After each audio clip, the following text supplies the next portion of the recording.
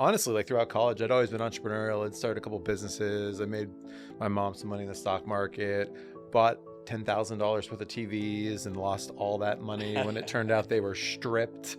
It was just like random things like that. And I kind of figured out I was unemployable because, one of my core values is rules are meant to be broken, Yeah. which works out great on some things. Being an employee is not one of them.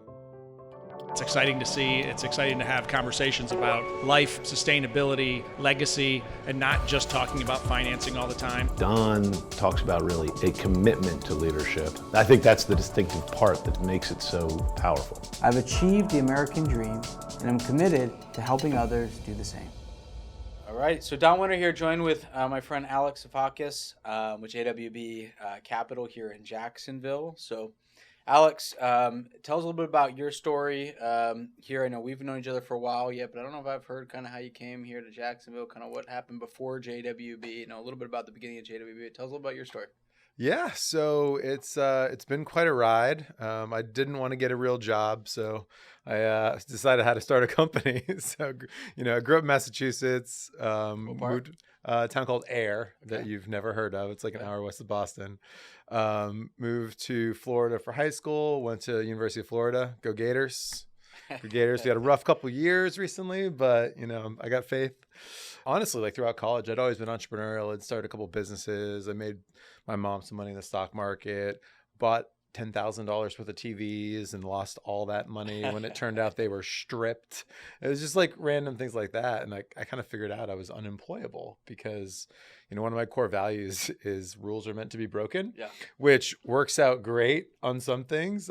Being an employee is not one of them. And so I convinced my high school and college buddy, Greg Cohen, who's now the chief marketing officer at JWB, to start a real estate business. And he thought it was going to be a part-time thing, that, he had a great job with J&J that he'd worked so hard to get his whole career. He was the guy that always, had to get the best grades, to get the best internship, to get the best job. And I basically slept on his couch in his condo in Jacksonville until I convinced him to quit his job. And we started the company in 2006. So that's the origin story. That's awesome. It's been quite a ride since then. And what was it in the beginning? So we started out just wholesaling. So we were flipping houses. This is 2006, so the market was just unbelievable, and actually unbelievable. Nobody should have believed that it was that good. And then during the crash, we kind of pivoted. We managed to sell off our bad assets, paid all of our investors back in full. So come 2009, we had access to capital. There was no competition. And we started selling turnkey rental properties, which is our core business today. Where we, at that point, we were buying a house, renovating it, renting it out, selling it to an investor that wanted to buy it, and then continuing to manage the property for them afterwards. So providing a totally passive real estate investment for clients. And we scaled that from 40 houses a year to 80 houses a year to 200 houses a year to 300 houses a year to we were buying 600, 700 houses a year.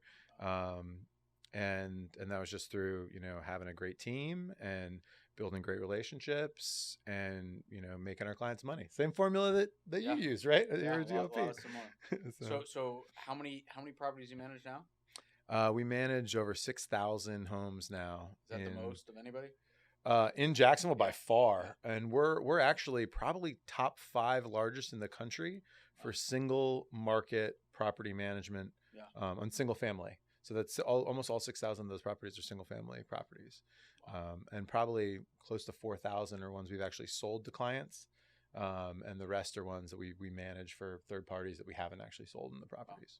Wow. So 6,000 homes in just the greater Jacksonville. So you've never expanded out, never been tempted to do so? Yeah, no, we're in the 4-county area of Northeast Florida. It's Duval, Clay, Nassau, and St. Johns counties.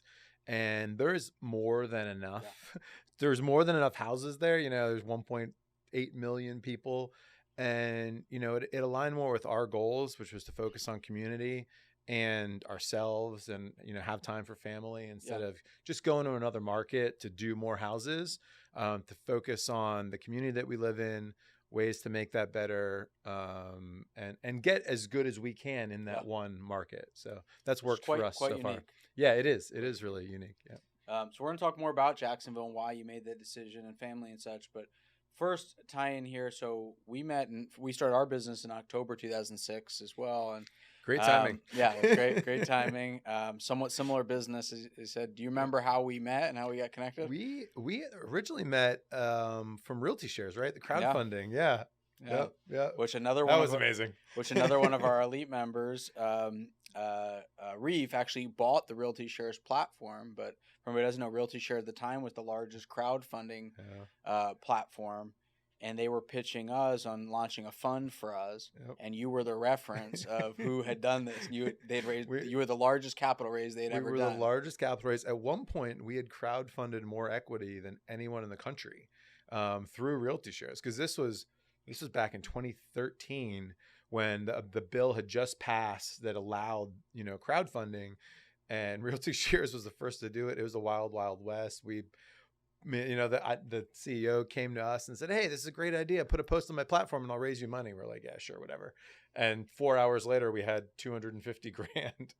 Said, "Hey, this works." So yeah, we had raised. It was up to about $40 million that we had raised through crowdfunding at one point, probably 2015, 2016. So I remember the first time they did a raise for us. Same thing. Like, all right, well, let's see how this works.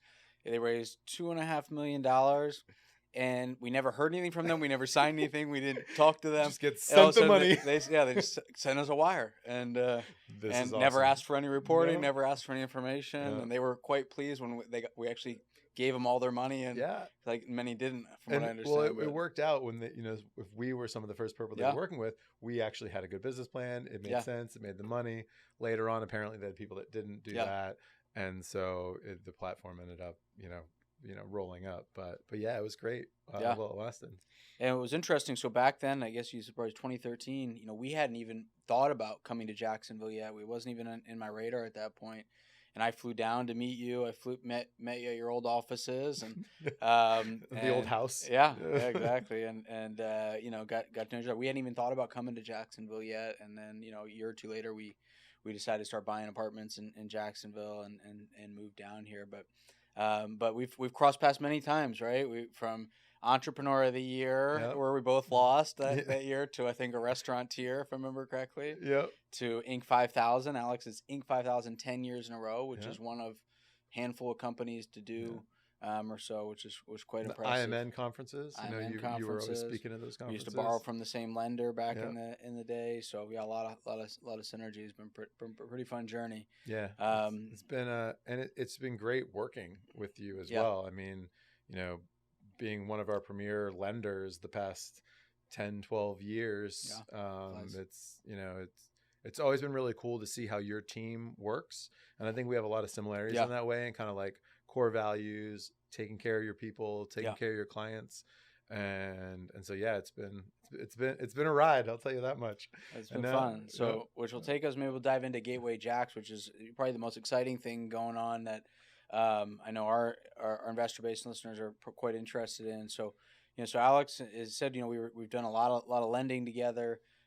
We think before Gateway Jax, maybe we started doing some small partnerships.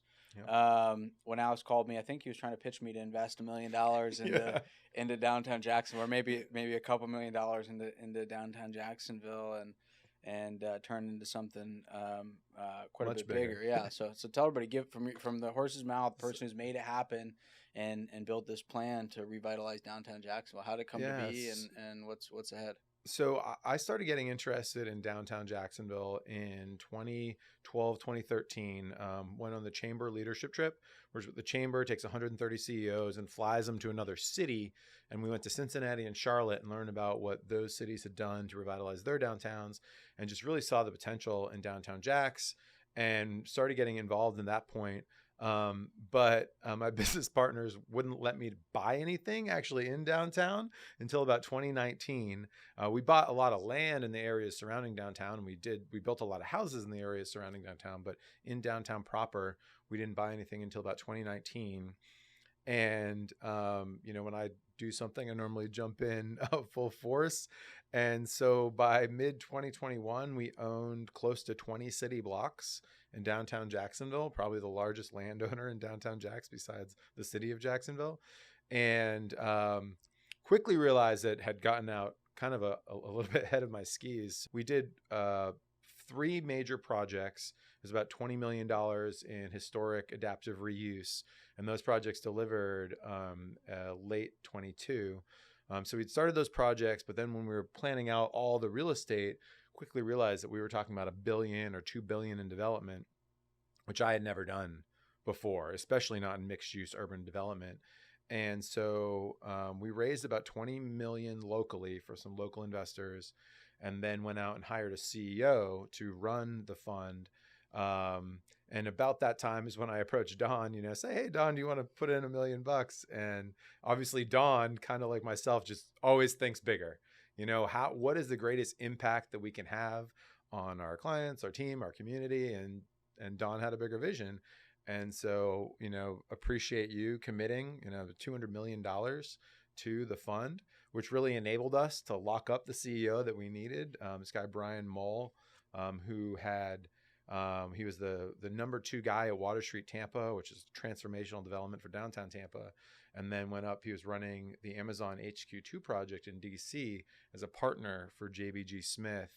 And we were able to recruit him and convince him to come down to Jacksonville.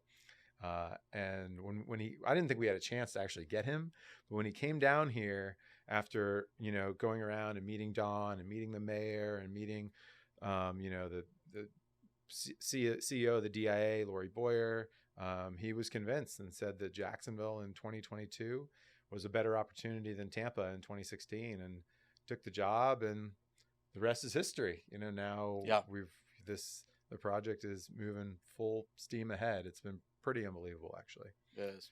So we're going to build, thousands of really nice, housing units that are going to attract people to come and live downtown, help attract businesses to come downtown, bring restaurants and hotels and full master plan, which is exciting, and happy to have you talk more about that. But talk to us about what's that going to do for the greater overall market? What's that going to do for those who already own homes here? What's it going to do for people who already live here? What's that going to do for those in need in the area? What do you see this doing for the greater, MSA? Yeah, I think, the greatest example is really Tampa and what has happened in Tampa. And when you have a city like Jacksonville that has all these amazing amenities, but doesn't have a real vibrancy in its urban core, there's a loss, there's brain drain where a lot of the best and the brightest leave because they think there's greater opportunity elsewhere.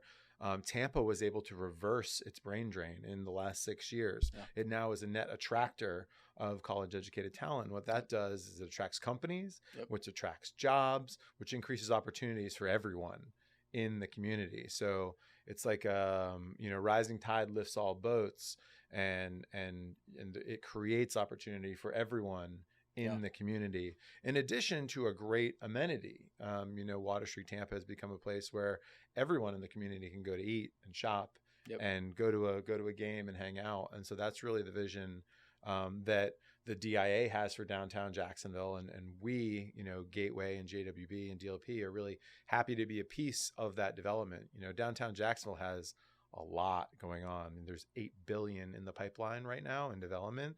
And I think that our project brings something unique, but is a big piece of what's going on in downtown Jax. So you touched on, having a vibrant downtown is going to attract jobs and college educated young talent. Obviously, it's already attracted UF to come and add campuses there, which is a big part of what makes it super exciting. But you built your organization here in Jacksonville for the past 17, 18 years without a downtown, right? And you've been able to attract talented people and build the organization. So walk us through, how have you been able to do that? How have you been able to build this organization, Inc. 5,000, 10 years in a row, 6,000 properties under management? How many employees do you have today? How many team members? 115. 115 team members. How have you been able to build this organization in a market that maybe isn't the easiest place to attract talent? I know when I moved here, people were like, why didn't you go to Miami or Palm Beach or Tampa, where there's more talent and more opportunity, right? Doesn't generally exist here historically. How have you built this great business over the years? I think one of the best things that I've done is kind of get out of the way. Yeah. In a know your strengths kind of way. So there's 4 owners at JWB. I've got 3 business partners, and they are really good at identifying talent, coaching, training, and developing. I really focus on strategy, vision, projects, seeing all the different pieces of something and pulling it together. Yeah. But Adam and Greg are really, really good at building a framework and coaching and training people. Yeah. And we have an amazing culture. We focus on our core values, and that attracts the right type of people. So when we started the company, Greg, the reason I was able to convince him to quit his job, it wasn't just me sleeping on his couch and forcing him to actually come work with me, but he hated his job at J&J because it was a corporate job. Everyone was backstabbing. Nobody really wanted to be there. Every day was the same. And so I feel like we've been able to build this culture where the vast majority of people that love coming to work because you're working with people that want to grow, that want to better themselves, and that attracts other like-minded people. And then when you build a team like that, as you know, then they will take care of your clients and take care of your residents and take care of the community.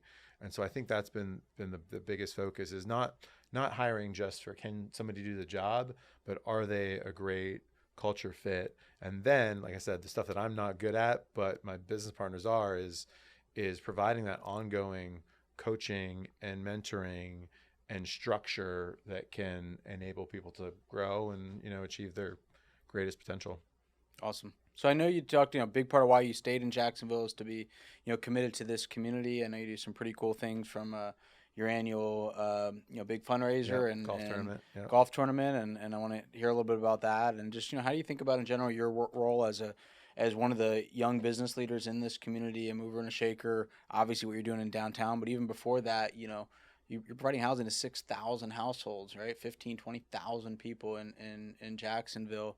Very influential, no local politics, involved in a lot of different things in this community for a long time now. So how do you think of your role in the community of doing good, making a difference above and beyond building your great business that's generating profits for your investors and serving your employees? Yeah, I think what you said about doing good, and I love your guys' phrase, doing good while doing well. Yeah. I wish I would have come up with that because it's brilliant. But that's how I think about it, is that, we can all, live our life and try to make money and try to achieve goals. But at JWB, we really do want to make Jacksonville a better place. And I think that helps us achieve all of our goals. And so, when we're talking about is something good for the community or not, we've advocated for a lot of things that might not be great or the best thing for JWB, but are good for the community. And we always focus on giving back. We every other month we give a half day to the entire office. We go to a volunteering activity. We focus on things like JWB Cares and the golf tournament. Affordable housing is a huge need in Jacksonville, and it's something that we focused on for a long time. Yeah. We are probably the largest provider of non-government subsidized workforce housing in Jacksonville. Sure. We build 300, 400 houses a year, and 70+% of those are affordable to somebody that makes 80% of AMI. What's your average rent? Or less. Average rent is like $1,350, and those are 3 and 4 bedroom houses. Yeah. And this is without any government subsidy. Yep. So with affordable housing being a huge need, that being the focus of JWB Cares and a big focus of what we do, there's a lot of things policy-wise that we can do in the city. And I was vice chair of Mayor Deegan's Affordable Housing Transition Committee. We came out with a great report, completely bipartisan support for a lot of these things. So we try to leave the community a better place than we found it, and I think affordable housing is the best way for us to do that currently. Awesome. Yeah. So you're doing a phenomenal job of providing housing to working families. You said serving even 80% below, $1,350 almost anywhere in America, but certainly here in Florida and Jacksonville for 3-4 bedroom homes is very hard to find, which is pretty awesome. But my question is then, we have one of the reasons I believe, and you may have a different perspective as you know this better than I do, that downtown hasn't revitalized yet. There's a number of reasons, right? But one of them is the heavy homeless population that exists in downtown that sort of detracts, people from going down there, or has, and I know that's changing a bit with what's going on now. How do you see that? How do you see what can we do in Gateway Jax? What needs to happen? What does the city need to do? how do we address this homeless population, which is of course an incredibly complicated issue. What are your thoughts? I know you're involved with some of the ministries downtown today. What do you think we do? How do we serve those most in need? So homelessness is a huge issue. And I think, like you said, incredibly complicated, because there's, the economic development side of solving homelessness in downtown so that we can get development. But then there's the humanitarian side, which is we need to better care for the homeless population. And actually, when we went to Charlotte in 2013, the mayor of Charlotte said it well, and I've repeated this a bunch, but he said, we need to love and care for our homeless. We don't have to do it on our most expensive real estate. Yeah. And I think that's been kind of a push the past few years. We're working, there's, Sulzbacher Center is relocating out of downtown right now. There's a couple other homeless service providers that are looking at that. And I think what we can say is, how can we better serve the homeless population, provide more wraparound services, provide more permanent supportive housing, provide more mental health counseling, and do it not in the core of our downtown. And that's really what we're working on. This is a couple of years ago, but we actually owned a warehouse. Now Gateway Jax owns a warehouse. JWB bought this warehouse in the heart of downtown, and there was a giant homeless camp on a piece of city-owned property a couple blocks away. And we actually donated that warehouse for a couple of months. We let the city use it for free as a temporary shelter, and rehoused close to 200 homeless people that had been living in a tent city on this piece of property. And it actually got national news. It became kind of a best practice because all the homeless service providers were working together in that space. Yeah. And I'll tell you, our attorney said, do not do this. He said, this is the craziest thing you could possibly do. And I said, figure out a way to make it as little liability as possible. He said, there's no way. You're opening yourself up to so much liability doing this. And we said, it's still the right thing to do. And we did it. And, it worked out. And I think that we've kind of taken that attitude towards a lot of problems in downtown, but certainly homelessness is, let's figure out how to get to yes. What do we need to do to make it happen? And that's where we're going for that downtown. Yeah. Well, that's awesome. We've been really focused on starting in our efforts around homelessness in St. Augustine, and working with a number of organizations there. And on Friday, I actually was out meeting with 3 or 4 different organizations centered around homelessness in St. Augustine. And one of the cool ideas that we're exploring right now is actually being done in Vero Beach, a couple hours south of us, where there's an organization there that's taking Greyhound buses, repurposing them into homeless shelters, emergency homeless shelters, and they're able to provide housing to about 18 to 20 people at any time, with heat and air and bathrooms. Fastest, easiest, most least cost-effective way that you can provide emergency shelter to people. They can get off the streets, have heat, have air conditioning, have bathrooms, get clean showers, which is pretty cool. And it's mobile, so you can move it to their location. So that's one of the things we're exploring. Our goals, St. Augustine is a much smaller place than Jacksonville. Smaller problem is figure out the strategy here, and then as time it out with when a lot of the work we're doing in Gateway, and bring some of the best practices that we're learning from around the country to Jacksonville. But it's a major problem. And just to hear alone, a couple hundred people were able to get off the streets into your warehouse, and that wasn't the whole population. I mean, that was just people in one camp, right? I mean, it's a big problem. And that was from there we actually the homeless service provider community actually rehoused those 200 people and got them either into permanent shelter or reconnected them with family, or got them housing. And what's really great, and what Jacksonville is going for, it is we have a very knowledgeable, robust homeless service provider community that's actually some of the best in the country. I mean, Jacksonville was able to reduce its homeless population by 50% over the last 10 or 12 years, and so they have the plan. Like, the plan exists. Right, really now it's a matter of funding it. Yep. And that's the hardest part, is how do you fund it? And of course, when you come up with creative things, like, that I hadn't actually ever heard that Greyhound bus idea. Like, there's always new things you can do, but in general, it's really a political will issue of now, how are we going to fund the solutions that we know are out there? And when there's less funding, how do you get creative to still make it happen? Well said.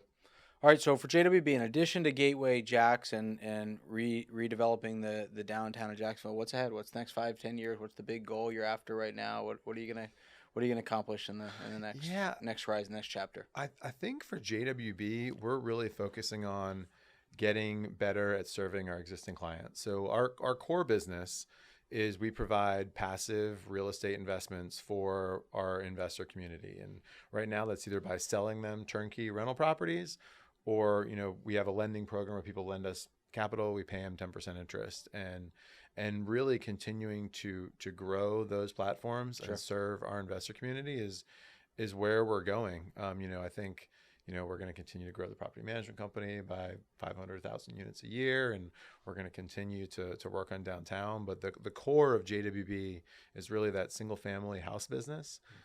Nowadays, back in the day, we used to buy houses and renovate them. Now it's mainly buying infill lots and building new construction homes and selling those to our clients. There is more than enough business to be done in Jacksonville where, we could say, oh, we want to go, start doing development in a different city. But we're really focused on existing properties, existing community, existing plan, and just continuing to improve it every day. Awesome. So you got a big goal that if you didn't catch that 500, 1,000 additional units a year, in addition to what you're doing in downtown. So I know you have great partners who solve for areas you don't enjoy doing, aren't as strong in, and vice versa.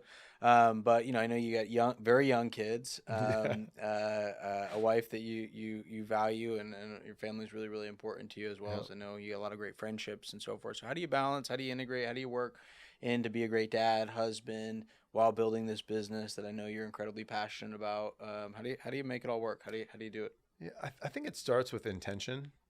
I think you have to have a vision for what you want to do, for what you want your life to look like, and then set, very clearly defined goals on how to get there, and know you're going to screw it up. I think that, but just keep working. It's like fail smaller every year and work towards it incrementally. I mean, for 17 years, I was working 70, 80 hours a week, and was still able to be at the kids' games and go and spend time with Britt, who's my absolutely amazing wife. Could not do any of this without her. I would get up super early and then go to work and, hang out with the kids after work, and then work 10 p.m. to 2 a.m., There's only so long you can do that. Luckily this year, I've actually got my hours down to a more reasonable level. But I was intentional about, here's when I'm not going to work, here's when I am, I'm going to make sure I make the kids' games. And there's always a way to do that, but it comes from really figuring out the plan ahead of time and then trying to follow it. And when you fail, just acknowledging and recorrecting. That's how have you been able to do it? I mean, you've been more successful at this than I have. I don't know, but that is awesome. I think you said it really well. And I've talked about, I call the 6 keys to life of success, significance, and fulfillment. And the first one is intentionality, right? And having that intentional plan for your life outside of, the plan we all have. Those of us who are entrepreneurs have these plans in our businesses, but most don't apply that to our lives, right? Mm-hmm. Intentional plan for what we're going to do and when and how and who we're going to do it with. And fill everybody in when you talk about the work demands you have a newborn one. Oh yeah, so I've got a 7-year-old, a 5-year-old. He's 5 on Thursday, so in 2 days. Awesome. And a 15-month-old. 15-month. Yeah, so Sawyer, Shep, and Sterling, 3 boys. So the last year when the newborn came is when you were able to take a little bit of break, give Britt some help. Which worked out really well. So, I've been able to drop the kids off at school most days and then head to the office. But yeah, I can tell you, being 40 and having a newborn is it's rougher than when you're 33 and having a newborn. But it's great. He's been the easiest baby, which has been really nice. The other 2 were a little bit more of a handful than he has been. That's awesome. So I'll put you on the spot here to wrap up here a little bit. Just see, maybe you've already thought about this. So you talked about intentionality, which I agree completely. And one of my mentors, a gentleman by the name of Lloyd Reeb, who's the co-founder of Halftime, also wrote a great book called Success to Significance. And interesting guy. At 32 years old, he was a real estate developer like you and I, and he decided he was going to dedicate his life to ministry. And for the last 30 years, that's what he's done, helping guys like you and I build incredible businesses and make, as he calls it, 100x impact on their lives and their communities. And he taught me this concept of perfect life metrics. And the way he describes it as, imagine you and I were sitting just like we are right now. We're sitting in two chairs. Maybe the cameras aren't on us, and we're just having a conversation. I say, Alex, we've developed downtown Jacksonville, and it's everything you wanted it to be. And your kids are now grown and out of the house. It's 30 years from now, and we're having this conversation. I say, Alex, how did the last 30 years of your life go? How would you wrap it up? And what will have happened over the next 30 years that you're gonna be able to look back and say, man, the last 30 years were perfect, right? Yeah, of course, like you said, you're going to screw things up. There's going to be loss. There's going to be pain. There's going to be challenges. But looking out 30 years from now, you're in your 70s now. You're 40. 40. 40. Okay, 40 exactly. So you're 70 years old. Looking out, what's perfect life going to be? What do we have accomplished? What do you be sitting back, kind of that live for your eulogy, not your resume? What does life look like 30 years from now? I would say that my wife is still my best friend. Awesome. My kids are kind and hard workers. I think that's the thing that we talk about all the time is be kind and work hard. Yeah, love it. And we've got $3 billion of development in Gateway Jax. Those would probably be the three first ones that pop I love it. into my head. I'd love to see 10,000 homes under management, just because I think that would just show that our clients have continued to believe in us, and we've continued to provide a great product to our clients, and they've made a bunch of money and continued to provide affordable housing for Jacksonville. So that's awesome. I love it. That's great. Sorry, Nate, two last questions. So it's been a slightly hard one. If you could do anything, you had no fear, you could do anything you want to do, what would you do? If I could do anything, what would I want to do? Yeah. Man. Well, what does fear hold you back from? What would you do if there's fear hold me back? It's really funny. And this is one thing that all my friends tell me, like, that I'm basically fearless. They're like, you are so dumb. You will do anything. So this is a hard question for me. Fear obviously holds me back from something. I think we'll have to be to be determined. I don't know what fear holds me back from, which is why it's very important I have 3 business partners that stop me from bankrupting the company. Because they're like, hey, Alex, let's not do that right now. When I wanted to buy up all of downtown in 2014, they're like, kind of don't have the funds for this. Let's wait. I love it. That's an interesting question for me. It'd be better to ask them that. Yeah. What do you think fear holds Alex back? I'll do that. So I love to read, as I know many listeners do. What's your favorite book? What's the book that's been most impactful in your life? I think Rich Dad Poor Dad. Okay. Classic. And probably The E-Myth. Okay. So it's interesting. I used to read books all the time, and the last book I probably read was Essentialism. Okay. That was probably a couple years ago. I read a lot of not like news, like the news, but almost like white papers on real estate, on economics, but I think the most impactful book was definitely Rich Dad Poor Dad, because I hadn't really thought like that before, and that really kind of pushed me and Greg into the real estate investing world. So it's awesome. Yeah, it's a classic, one of the classics on real estate investing for sure. And on the book Essentialism, I think it's Greg McCowan who wrote that book, something like that. But one that I just read a week ago that's on that vein, but probably the best book I've ever read on this topic is called The Essential, the Ruthless Elimination of Hurry. The Ruthless Elimination of Hurry. Pretty awesome, pretty profound. Similar to Essentialism in a way, but pretty profound on removing kind of hurry in life, and that's kind of your topic of being intentional, being able to be present. That's pretty powerful. Well, thank you, Alex. Pleasure having you on here today. What a great journey. I'm gonna for sure make sure we bring Alex back as we bring this Gateway Jax to reality, and couldn't be more excited to do it with you. Absolutely. Good stuff, man. Appreciate you.